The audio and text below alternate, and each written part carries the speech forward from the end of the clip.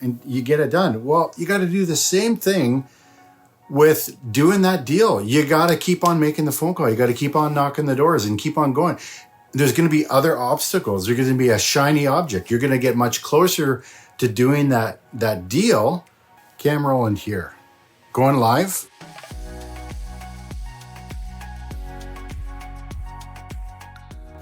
They were a couple that are interested in rent-to-own, but here's the interesting part. They already own a home. So they own a home kind of across town, but they're interested in this property. So, digging a little bit deeper, trying to figure out why. But yeah, there's several cool things that happen with this. First of all, a great couple. They are a blended family they are living together now, but they recently came together. They got kids on their own, but she's in a house that she owns outright, but had with her ex-husband. And so she wants to move on from that property, but can't get another mortgage. And for those of you who have done this, you understand all the reasons why. For those who are new, there can be a ton of different reasons why they can't get a mortgage. The main one for her is, yes, she's got a mortgage. She owes money on the mortgage. She's current with it, but she's killed her credit. And that happens to a lot of people through divorce. I mean, I hear that time and time again. So she won't be qualified for a mortgage for several years, even though, she's in a property, yada, yada. So that creates a new opportunity for us because she was like, well, yeah, we're just doing some renos to it, and then we're going to talk to a couple of realtors. And I said, after we talked about the house and how the rental program worked, I said, so tell me a little bit more about your house that you've got. So she told me, and I said, we might be interested in purchasing it directly from you. And she's like, oh, really? How would that work? It's just like, well, yeah, I mean, we would purchase it. Obviously, numbers would have to work for you. They'd need to work for us. And, but what we could do with that is, eliminate having, dozens of people going through your house for multiple showings, and you don't have to get the house show ready for, getting your maximum price on MLS, because people are busy. They've got a lot of stuff. I'm not sure if these guys have a lot of stuff, but in general, people have a lot of stuff. And oftentimes homes, unless they're vacant, don't show great because there's so much stuff.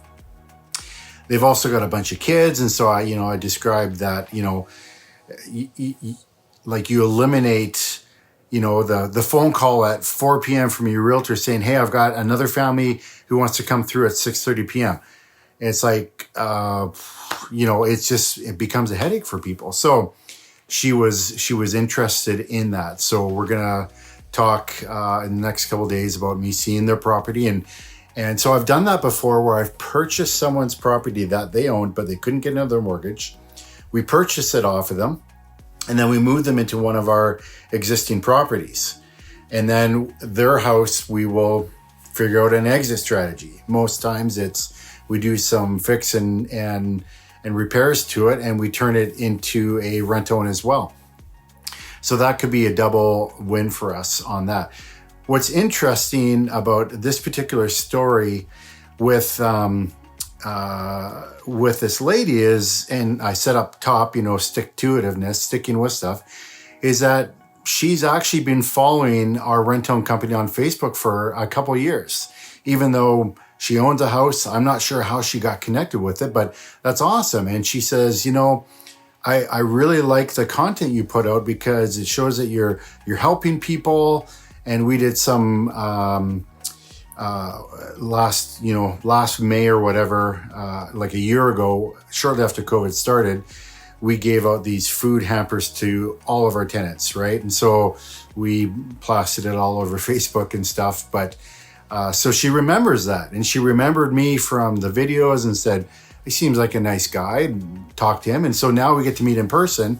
And so there's that connection. So my point in that is, sometimes we will be hustling and we will be, driving to close a deal and feeling like we're not getting any results. But what we're doing is we're consistently working at it. and on social media and in our email blasts and to tenant buyers and all that stuff. And so what happens is over the next 6 months, something you did 6 months ago or even a year ago will come back to you. And it'll be like, wow, that work that I did there, and I worked very hard on that deal, and it didn't happen or it didn't happen the way I wanted to, et cetera, et cetera. I felt like I got no fruit from that. Now it's just like that person's coming back, or a new person's coming back from the work I did a year ago, and they want to do a deal with us. That's awesome. And that's where, I talk about regular, consistent action. That's where that's really important. And that's where the stick-to-itiveness comes, because people can connect with you from stuff you did in previous. Because often what we do as humans is we will try something for a period of time and then we'll give up, right? And that doesn't work. You experience it with weight loss or weight gain. But think about it this way. Think about you, wherever you are. Okay, so I'm in Winnipeg and I want to drive to Vancouver. So, okay, map it out. I figured that's where I want to go. That's my goal. And then I get to, Moose Jaw, Saskatchewan. And I hit a bump in the road, right? Get a flat tire, and I don't have a spare, and no one around has got a tire that fits it, at least that I can find. So what do? I've worked very hard to figure out how to get the tire replaced. And then I keep going towards Vancouver, and I get to Canmore, Alberta, and I see something there, shiny objects, like, oh, this is cool. Let's stay here for a while. Do I stop going towards Vancouver? Maybe, maybe not. But if I've got appointments there, I got family, I got friends that I've committed to coming out seeing. So no, I can't stop in Canmore. So I decide, that shiny object of going mountain biking and riding the trail from Canmore to Banff, I'm not going to do that. Even though it looks fantastic and stuff, but it would take up the rest of my time. So I keep going to Vancouver. Finally, I get to Vancouver, I'm there, and I get to experience everything that I enjoy. Well, as humans, really what we do is we will try something new.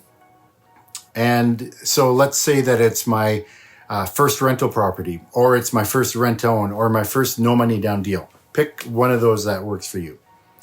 And so if it's a no money down deal, or any one of them, put that in place of Vancouver. And so, okay, you get the visual, you're here and you want to get there. Now, so often what people will do is when they're putting together their first no money down deal, and they get to Moose Jaw and they get a flat tire, and it's like, I can't find a tire for this. They'll give up. Well, where does that leave you with your no money down deal? Absolutely nowhere. And with that analogy of the car, so what, I'm just going to stay in Moose Jaw and give up on going to Vancouver? I can't make some phone calls. I can't, the first 3 guys said, sorry, dude, we don't have your tire. It's like, am I going to give up? No, I'm going to keep on going. Well, often what people do with that real estate deal, whatever it is, they'll give up after 3 phone calls. Maybe I'm calling these tire companies, locally, and they're all idiots and they treat me not the way I want to be treated.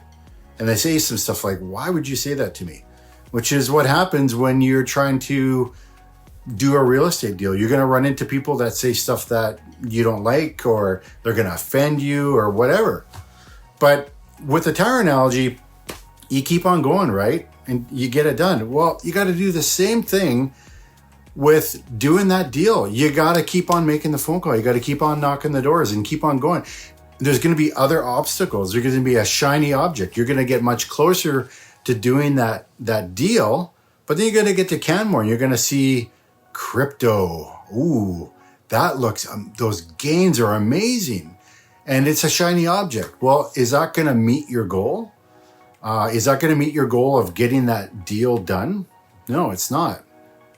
I'm not saying there's anything wrong with crypto, but for a lot of people, it's just a shiny object. Pick anything, right? It can be whatever it is. Pick it. There's shiny objects everywhere. We get distracted, but we got to get back on course. And you got to keep on going to Vancouver until you get there, because that's what you set out to do.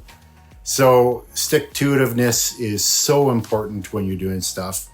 And I just see so many people in real estate investing that don't stick to something until they get it done. You just got to keep pushing through, keep making the phone calls until you get the deal done. All right, I'll just see if there's any questions here. So far, no questions. But hey, what I want to say, just recapping, is first of all, creating demand for your properties is key. You can move them quicker and you can get higher prices for them. And secondly, stick-to-itiveness in life, in business, in doing a real estate deal, whether if it's your first one or your first of a new strategy, right? Maybe you've done a bunch of buy, rent, and holds and you want to do something else, like a new rent-own deal or a no money down deal. You can do them. You can do them. I know it because I've done them. And I can show you my report cards from high school. And,